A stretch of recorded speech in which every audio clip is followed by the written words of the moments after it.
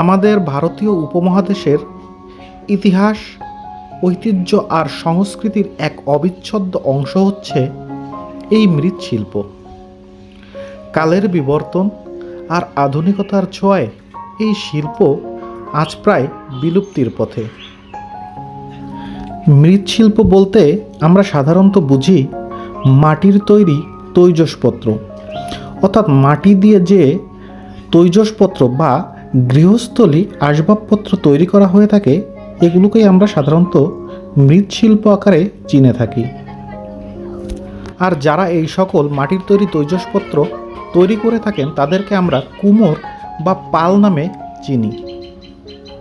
বর্তমান প্রজন্মের কেউই আর শিখতে চায় না এই মাটির তৈরি তৈজসপত্র তৈরির কাজ। তাই দিন দিন হারিয়ে যেতে বসেছে আমাদের ইতিহাস ও ঐতিহ্যের সাক্ষী এই মৃৎশিল্প।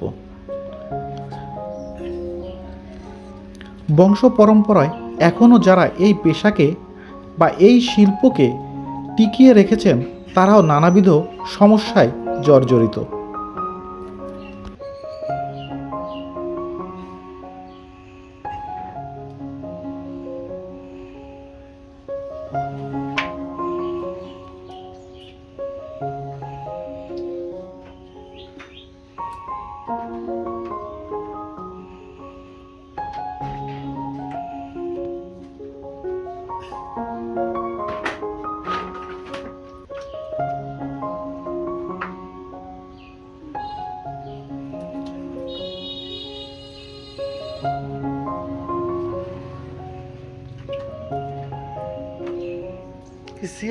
চেয়ারে কাজ হবে না।